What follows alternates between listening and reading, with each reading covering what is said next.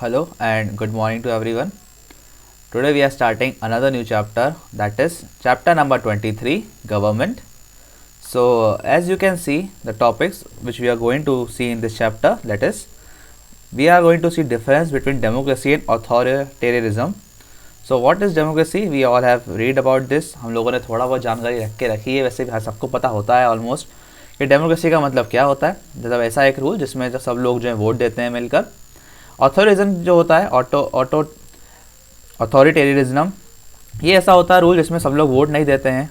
Okay, मतलब इसमें एक किंग होता है, किंग जो सब कुछ वही करता है। यहाँ एक इंसान होता है जिसके हाथ में पूरी पावर होती है और उसको आप सिलेक्ट नहीं कर सकते, वो खुद ही दूसरों को सिलेक्ट करता है।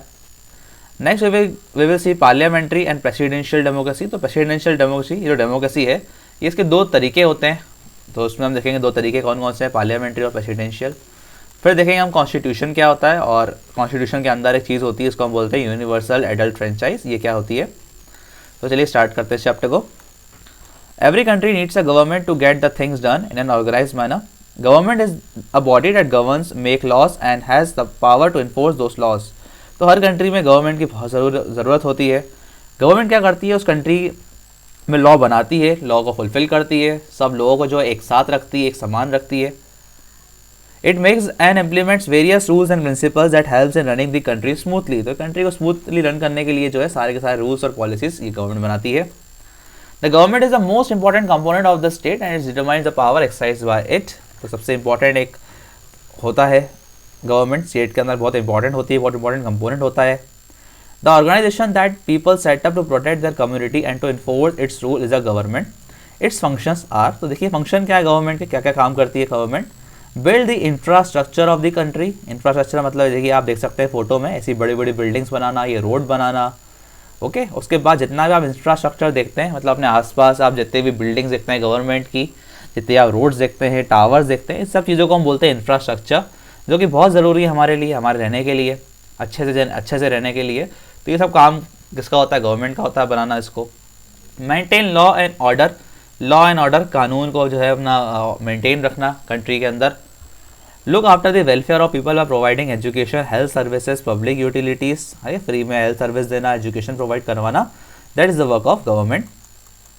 आगे हम बढ़े, frame laws and govern the country. Law बनाना, कंट्री को गवर्न करना। Provide assistance to people affected by natural disasters, मतलब जो बाढ़ आए, कहीं पर अर्थक्वेक आया तो उन लोगों को जो है थोड़ा सा मदद प्रोवाइड करवाना। Protect the country boundaries of the country and maintain peaceful relations, मतलब कहीं बाहर की अगर देश कोई हमला कर दे तो उससे भी जो है अपने देश के अंदर के लोगों को बचाना। India as a sovereign, secular and democratic republic with the parliamentary system of government. Parliamentary system of government चलती है हमारे यहाँ पर, ये तो हमने देख लिया, वहीं पे पढ़ लिया। पार्लियामेंट्री फॉर्म ऑफ सिस्टम जो है हमारे यहाँ पर चलता है। The union government consist of 3 organ. हमारा यूनियन गवर्नमेंट, देखिए दो तरह की गवर्नमेंट है इंडिया में। एक है यूनियन गवर्नमेंट जो हमारे पूरे इंडिया में रूल करती है, एक होती है स्टेट गवर्नमेंट जिसका रूल करने का इलाका से स्टेट का होता है, जैसे कि MP government, Chhattisgarh government, Maharashtra government अलग है, पर हमारी इंडिया की गवर्नमेंट एक ही है पूरे इंडिया के लिए। तो 3 ऑर्गन्स होते हैं, यानी कि 3 ऐसी चीज़ें होती हैं गवर्नमेंट के पास जिससे गवर्नमेंट रूल करती है। एक होते हैं एग्जीक्यूटिव्स, एक होता है लेजिस्लेचर और एक होता है जुडिशरी। तो जो भी एग्जीक्यूटिव होता है गवर्नमेंट का, उसका काम होता है कि जो भी लॉ बनाए गए हैं, जो भी पॉलिसी बनाई गई है उसको लागू करना, उसको फुलफिल करना। लेजिस्लेचर का मतलब होता है लॉज बनाना और पॉलिसीज़ को बनाना, और जुडिशरी का देखने का काम होता है कि लॉ जो बने हैं वो सही ढंग से बने हैं कि नहीं बने हैं। और फिर एग्जीक्यूटिव को भी देखता है जुडिशरी कि अगर लॉ जो बने थे क्या ये उनको सही तरीके से फॉलो कर रहा है या नहीं कर रहा है। आगे देखते हैं हम लोग फॉर्म्स ऑफ गवर्नमेंट। तो government are of 3 main types, 3 main types की गवर्नमेंट होती हैं। डेमोक्रेटिक, जिसमें लोग जो है सब एक दूसरे लोग जो है मिल बांट के वोट देते हैं, सिलेक्ट करते हैं अपना रूलर। मोनार्कल, इसका मतलब होता है आपका किंग का रूल, जैसे किंग चल रहा है यहाँ पर। डिक्टेटोरियल, यानी कि किंग नहीं है पर एक इंसान है जो शायद मिलिट्री से रिलेटेड है या किससे, वो रूल कर रहा है। एब्सोल्यूट मोनार्की क्या होती है देखते हैं हम। In this form of government the monarch is the ultimate governing authority. The monarch has unlimited political and administrative power over the states and it's people. तो पूरी की पूरी पावर एक ही इंसान के पास, सब कुछ एक इंसान के पास। लॉ भी वो बनाएगा, लॉ को पूरा भी वही करेगा, लॉ को देखेगा भी वही, गलत सही क्या होगा जब खुद ही बना रहा है जब। Monarch is hereditary and upon the monarch that power automatically passes to their heir. तो जो भी मोनार्क का बेटा होता है, जो भी उसके बाद होता है, उसको पावर ऑटोमेटिकली ट्रांसफर हो जाती है। एग्जांपल्स हैं आपकी सऊदी अरेबिया, कतार और ब्रुनेई, जो कंट्रीज़ हैं। कॉन्स्टिट्यूशनल मोनार्की क्या है देखते हैं हम। कॉन्स्टिट्यूशनल और लिमिटेड मोनार्की, मतलब जो है कॉन्स्टिट्यूशनल मोनार्की का मतलब हो गया कि सारी के सारी पावर्स नहीं है मोनार्क के किंग के हाथ में, कुछ लिमिटेड है। Is a form of government in which the monarch act as a head of the state with the stipulations of the constitution, मतलब हेड तो अभी भी मोनार्क ही है पर कुछ उस पर बाउंडेशंस लगा दी गई हैं। Constitution and its foundation by its restrictions. Constitutional monarch thus holds no real power of governance, which actually lie in the elected head of the government. तो ऐसा चलता है आपके यूके में, यूनाइटेड किंगडम में, जहाँ पर आज भी राजा रानी जो है वो है ज़रूर, पर आज उनके पास पावर्स नहीं है। अब पावर्स जो है वो इलेक्टेड हेड जो होते हैं, जहाँ पे प्राइम मिनिस्टर होता है यूके में या इंग्लैंड में, उसके पास जा चुकी हैं। नेक्स्ट देखते हैं आप डिक्टेटरशिप, ये क्या होता है। It is an authoritarian rule by one person, एक इंसान के पास रूल है, who exercise absolute powers without regard to the people's wishes. Such regimes are oppressive and no laws are followed by the dictator who rules at will. तो एक इंसान जो अपने हिसाब से एक जगह को जो कब्जा करके बैठा है और उसको अपने हिसाब से चला रहा है, रूल कर रहा है। जैसे कि एडोल्फ हिटलर जो थे वो भी एक तरीके आप बोल सकते हैं कि मोनार्क थे, ठीक है, यहाँ बोल सकते हैं एक तरीके वो कहते हैं डिक्टेटर थे, डिक्टेटरशिप, ठीक है। और भी नाम दिए यहाँ पे, बेनितो मुसोलिनी इटली के थे, इद्दी अमीन। डेमोक्रेसी क्या होती है, डेमोक्रेसी हम सब जानते हैं, government by the elected representative of the people is called democracy. जब सब लोग जो मिलकर अगर वोट दे रहे हैं इलेक्शंस में तो उससे जो गवर्नमेंट बनती है उसे डेमोक्रेसी कहते हैं। All citizen have the right to vote, elect their representatives and also to contest election. The chosen representatives from the states legislature and in the parliamentary democracy. तो ये जो है हमारी डेमोक्रेसी हो गई, democratic form of government. Democracy is today consider to be the best form of governance, क्योंकि जो है इसमें लोगों की बात सुनी जाती है, लोगों के ध्यान रखा जाता है ना। इन तीनों में आप जो देख रहे थे पहले की, इसमें जो रूलर होता है वो सिर्फ अपना ध्यान रखता है, लोगों का नहीं। Next topic, democracy and authoritarianism. On the basis of the people place of an individual in the state and its rights and liberties, a government can be democratic, authoritarian. A democratic government is almost opposite to an authoritarian government. दोनों उल्टी होती हैं एक दूसरे के। ठीक है, simple words में अगर समझा दूँ आपको तो डेमोक्रेसी में जो होता है लोगों का राज होता है, लोग जो वो मिलकर वोट देते हैं। ऑथोरिटेरिज्म में जो है लोगों का कोई हाथ नहीं होता, जो रूलर होता है। मतलब कहने का मतलब ऑथोरिटेरिज्म में जब आपके तीनों आ गए, डिक्टेटरशिप भी आ गया और आपका ये एब्सोल्यूट मोनार्की भी आ गया, मतलब ये दोनों इसमें आ गए। और ये डेमोक्रेसी और कॉन्स्टिट्यूशन मोनार्की ये आपके डेमोक्रेसी में आ गए। In a democracy the government is elected by the people. The word democracy is derived from the two Greek word demos and kratos. This two words together means authority of the people. तो डेमोक्रेसी का मतलब ही होता है लोगों का राज, लोगों की authority. Everyone who is eligible to vote has a chance to have their say over who runs the country. तो हर जो इंसान जिसके पास वोट देने का अधिकार होता है, पावर होती है, उसका उस कंट्री में पॉलिटिकल राइट्स में अधिकार हो जाता है, से हो जाता है एक। It is distinct from the government control by particular social groups और ग्रुप। तो कहाँ पे डेमोक्रेसी देखने को मिलती है हमें, इंडिया में, यूनाइटेड स्टेट्स में, यूनाइटेड किंगडम में। The word authoritarian means expecting absolute obedience to authority. A small group of people, a particular social class or a strong political party controls all decision making in the government. तो एक इंसान या एक कुछ group जो है इंसानों का, वो ही मिलकर पूरा देश चला रहा है, तो इसको हम बोलते हैं अथॉरिटेरियनिज्म। मतलब लोगों की नहीं सुनी जा रही, सिर्फ 5-7 लोग ही जो है, जितने भी हैं वही अपने हिसाब से देश चला रहे होते हैं। ठीक है, इसके एग्जाम्पल है North Korea, Belarus. Parliamentary and presidential democracy. तो डेमोक्रेसी दो टाइप्स की होती है, पार्लियामेंट्री और presidential. The functions of the government are carried out by its 3 organs. तो अब हम पहले ही पढ़ चुके हैं, 3 ऑर्गन होते हैं गवर्नमेंट के, लेजिस्लेचर, एग्जीक्यूटिव और judiciary. Weather a government is parliamentary और प्रेसिडेंशियल डिपेंड्स ऑन इस type of relation between the legislature and executive. तो लेजिस्लेचर और एग्जीक्यूटिव के उसके रिलेशन जैसे होते हैं, उस हिसाब से हम डिसाइड करते हैं कि गवर्नमेंट पार्लियामेंट्री है या प्रेसिडेंशियल। देखिए कैसे करते हैं हम। In the parliamentary form, the executive is a part of legislature and there is a fusion of power. देखिए मैं आपको समझा देता हूँ फटाफट, यहाँ पर थोड़ा पेन का मैं इस्तेमाल कर लेता हूँ, थोड़ा समझ में आना चाहिए आप लोगों की बातें।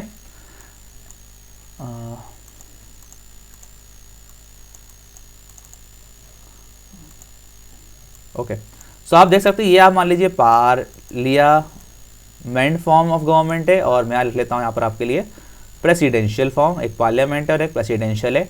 हमने पढ़ा गवर्नमेंट के 3 ऑर्गन्स होते हैं, कौन कौन से। एक होता है आपका जुडिशरी, जो देखता है कि सही से काम किया कि नहीं। एक होता है लेजिस्लेचर और एक होता है एग्जीक्यूटिव। जो लेजिस्लेचर होता है इसका काम होता है लॉ बनाना, और उस लॉ को पूरा करना की जिम्मेदारी होती है एग्जीक्यूटिव्स की।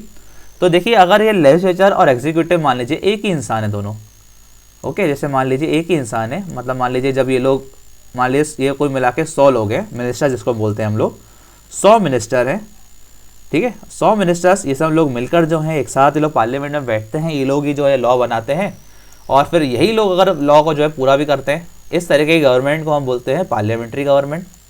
पर अगर ऐसी गवर्नमेंट जहाँ पर ये लॉ बनाने वाले लोग अलग हैं और ये लॉ पूरे करने वाले लोग अलग हैं, इसको बोलते हैं presidential form of government. Okay, so देखिए सिंपल सी बात है, ये जो फॉर्म ऑफ गवर्नमेंट चलती है जिसमें लेजिस्लेचर और एग्जीक्यूटिव एक ही हों, ये चलती है इंडिया में और ये चलती है आपकी यूएसए में। चलिए समझ में आ गया होगा शायद बहुत इजीली आपको। यहाँ पर ये आप देख सकते हैं प्रेसिडेंट जो होता है, ठीक है, प्रेसिडेंट सबसे हेड होता है सबका। फिर उसके अंदर आता है लेजिस्लेचर, एग्जीक्यूटिव, जुडिशरी। लेजिस्लेचर के अंदर इंडिया में आता है council of states, Rajya Sabha, house of people, Lok Sabha. Executives के अंदर आते हैं इंडिया में, देख लीजिए ध्यान से याद कर लीजिए। एग्जीक्यूटिव के अंदर प्रेसिडेंट भी आता है, वाइस प्रेसिडेंट भी आता है, prime minister, council of minister.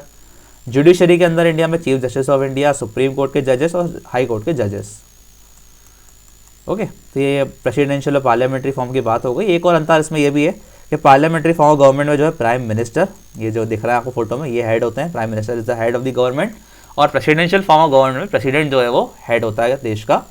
जैसे कि देख लीजिए यूएसए में आप देखेंगे जो डोनाल्ड ट्रम्प थे, जो कि सबसे पावरफुल माने जाते थे वहाँ पर, वो वहाँ के प्रेसिडेंट थे। और इंडिया में जो कि पार्लियामेंट्री फॉर्म चलता है, तो यहाँ पर आप देखते हैं नरेंद्र मोदी जी सबसे पावरफुल इंसान देश में शायद, ये आगे प्राइम मिनिस्टर है। आगे बढ़ते हैं हम लोग यूनिटरी एंड फेडरल गवर्नमेंट। देखिए सिंपल सा टॉपिक है, ये हम लोग पहले ही बात कर चुके हैं थोड़ी सी इस पर। यूनिटरी गवर्नमेंट का मतलब होता है कि गवर्नमेंट जो है वो पूरी की पूरी एक ही जगह पर है। जैसे मान लीजिए इंडिया की अगर हम बात करें तो इंडिया में हमने देखा था दो तरह की गवर्नमेंट होती है। एक होती है सेंट्रल गवर्नमेंट, सेंट्रल राइटिंग थोड़ी पूरी हो सकती है, समझ जाइएगा बस सुन के। सेंट्रल गवर्नमेंट होती है, सेंट्रल गवर्नमेंट जो होती है वो पूरे इंडिया की एक ही होती है। अगर पूरे इंडिया में सिर्फ ये सेंट्रल गवर्नमेंट ही होती है और कोई गवर्नमेंट होती ही नहीं किसी स्टेट की या किसी जगह की, तो हम बोलते हैं कि इंडिया में क्या है, यूनिटरी गवर्नमेंट है। बट इंडिया में क्या है, इसके साथ साथ जो स्टेट्स हैं इंडिया के, उनके पास अपनी स्टेट गवर्नमेंट भी है। तो जहाँ पर जिस देश में सेंट्रल और स्टेट गवर्नमेंट ये दोनों होती है, आप उसके नाम चेंज हो सकते हैं। सेंट्रल का नाम तो सेंट्रल रहेगा, इसके नाम जो है कहीं पे हो जाते हैं प्रोविंशियल गवर्नमेंट। तो जहाँ पर दोनों देखने को मिलती है वहाँ पे कैसे हो जाती है गवर्नमेंट, फेडरल गवर्नमेंट हो जाती है वहाँ पर। आगे बढ़ते हैं चलिए। In a federal form of government there is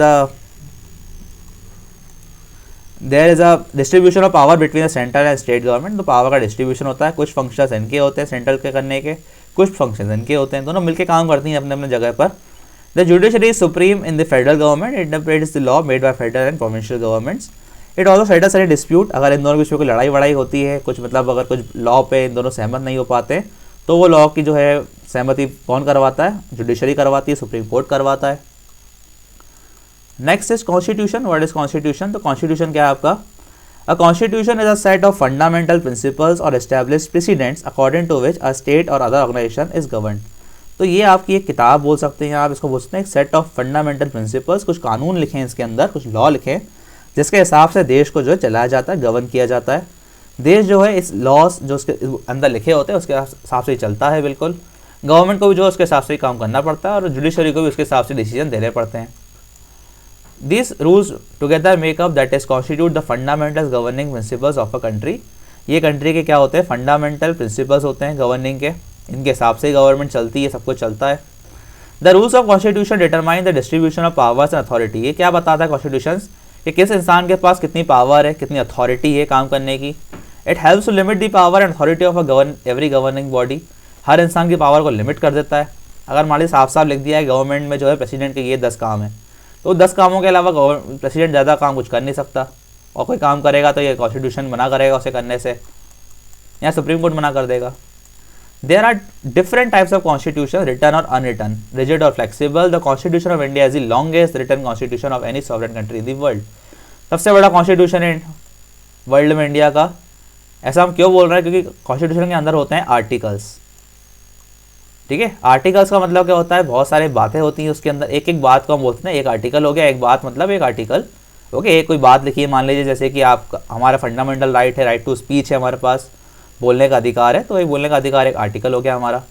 ऐसे करते करते हमारे इंडिया में लगभग आज की डेट में देखा जाए तो there are more than 450+ articles, जो इसीलिए भारत जो है सबसे बड़ा बन जाता है यहाँ पे कॉन्स्टिट्यूशन वर्ल्ड का। और सबसे छोटा अगर आप देखें तो वो है आपका USA का, यूनाइटेड स्टेट्स ऑफ अमेरिका, जहाँ पे जब से बना तब से लेकर आज तक कितने 7 आर्टिकल्स है बस।